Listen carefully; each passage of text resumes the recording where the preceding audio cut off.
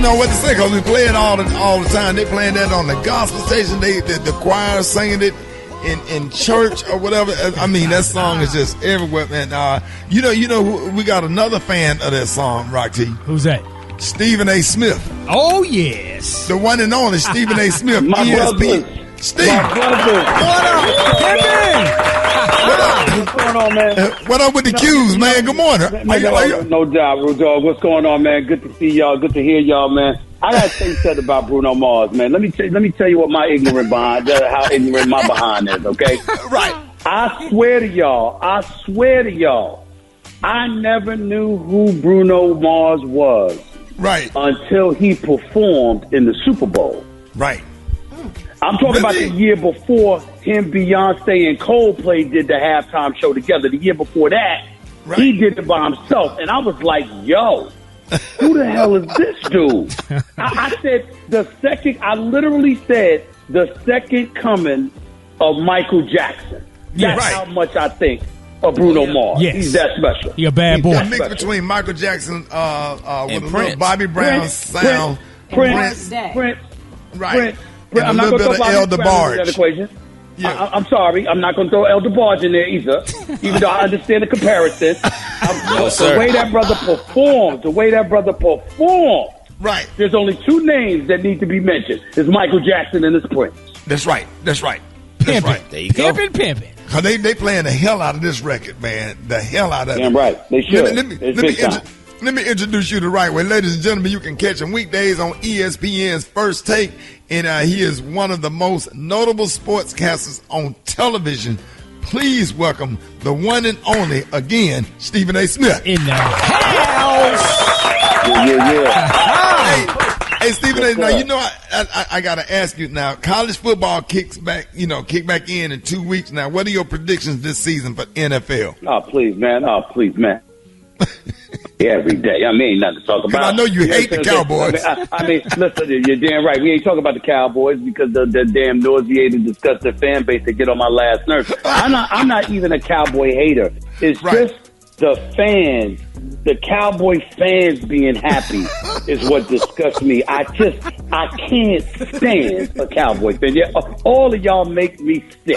I mean, you go 1-15. We go 1-15. Your season ends on January 5th.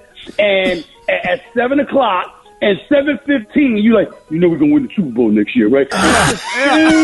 It's the same old stuff. They never take a moment to smell themselves. They just make me sick. I can't stand a Cowboy fan. And it's sad because I know a lot of Cowboy players that I got a lot of love for. But I told Jerry Jones that one time. I said, it's that damn fan base of yours, man. I can't take it. He said, Stephen A., buddy, let me tell you something. As long as you talk about my Cowboys, we good. That's exactly what he said. So we good. That's it, man. Stephen A., man. Now, Terrell Owens, our brother T.O., he wants to make an NFL comeback at the age of 47. He says he's not washed up. He's still in amazing shape. He even claims that he ran a 4.40 recently. What are your thoughts? If an NFL gave T.O. an opportunity to try to make a roster this year, do you think he can make it at the age 47? I think T.O. can do anything physically he puts his mind to. Right. The sad part about it, and I'm being totally serious here, is that, we don't want to discourage any human being from dreaming. The exception should be T.O. That NFL stuff has come and gone. And the reason why has nothing to do with his physical attributes. They made a decision years ago about T.O. They don't want him in this league. There's plenty of teams that had an opportunity to bring him on. If you this way when you're 47, what were you when you were 44? What were you when you were 40? The bottom line is that T.O. is a Hall of Fame wide receiver, one of the top 3 wide receivers in the history of football as far as I'm concerned, at least statistically. You think about Jerry Rice, you think about Randy Moss, you think about him. We all know how Herculean T.O. was for the most part of his career. But because of the relationships he failed to cultivate and the manner in which he carried himself in their eyes, you and I don't find that much wrong with him. Yeah, he could be a bit temperamental and things of that nature, but none of us are perfect. Right. But in the end, whatever he did, in NFL locker rooms, whether it be San Francisco, Philadelphia, Cincinnati, whatever the case may be, whatever he did, Dallas, of course, in the end, they said, we don't want to touch you. And they made that decision, and it had nothing to do with his physical capabilities. So him coming on the air with you guys or anybody else talking about what he can do, that's one thing. Just don't act like it's plausible, like it's going to happen.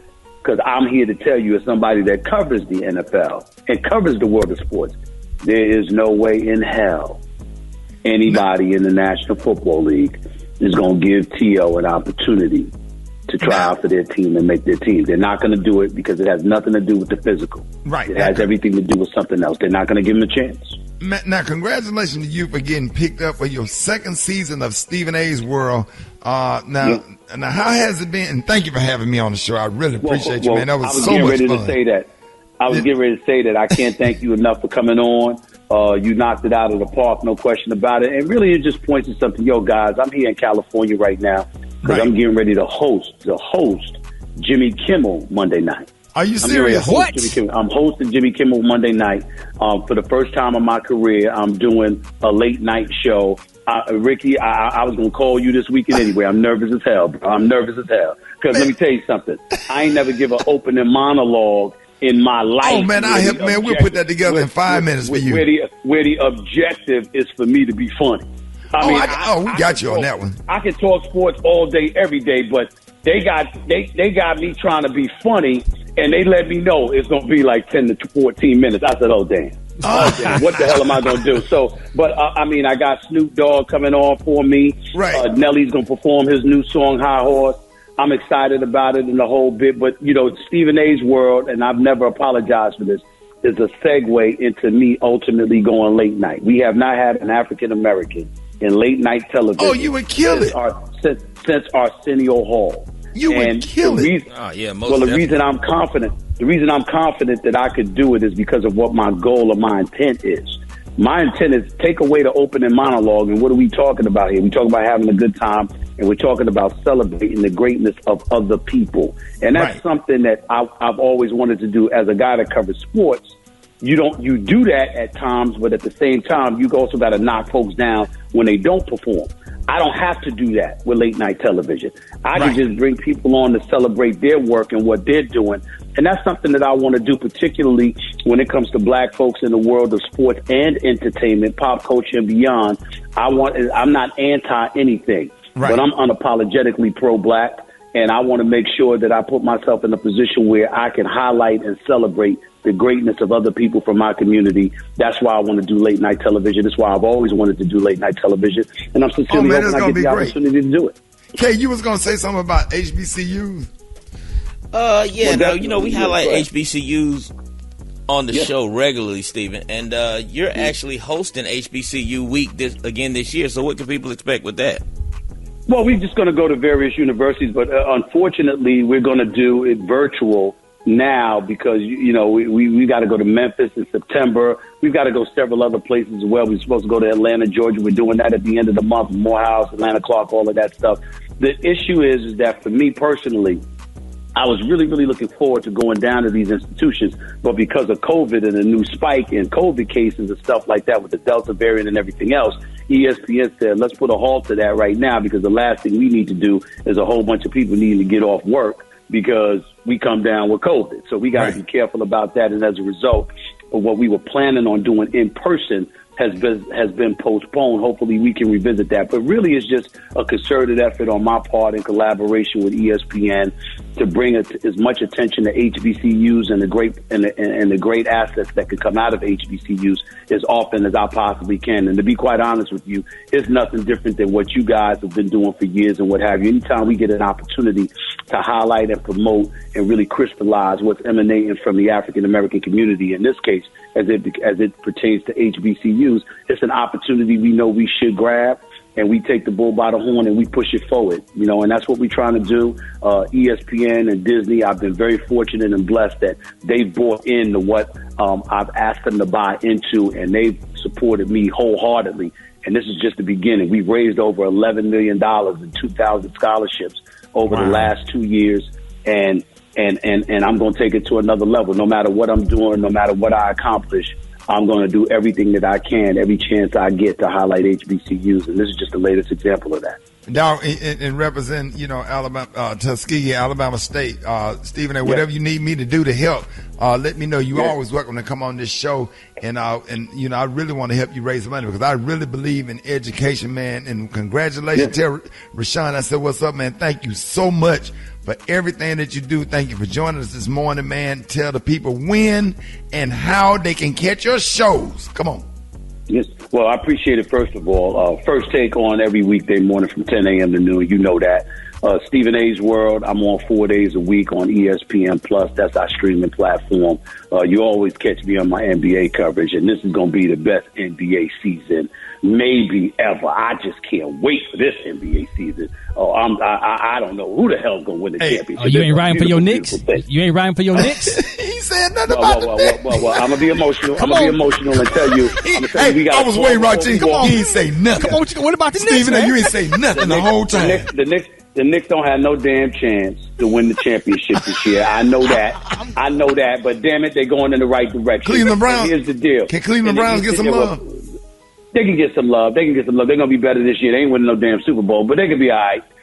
But when you get back to the NBA, you talking Brooklyn, Milwaukee, Philly, Miami, the ATL, after what you saw from Trae Young and the crew this year. That's in the Eastern Conference. In the West, you got both LA squads. You know what they doing. You got Utah. You got Denver with Jamal Murray coming back. I'm just saying, when you look at these, Phoenix can't be ignored as well. And when you look at it, Portland can't be ignored either. I'm just saying, just looking at it right now, there's going to be a great season. And football-wise, only proclamation I'm willing to make is that when the day ends and the Super Bowl trophy is raised, it damn sure won't be the Dallas Cowboys. Ladies and gentlemen, y'all show some love right now for the one and only Stephen A. Smith. In the building. Hey, thank you, dog team. Root to the Brubs. No doubt. All right, y'all. No All doubt. right, y'all.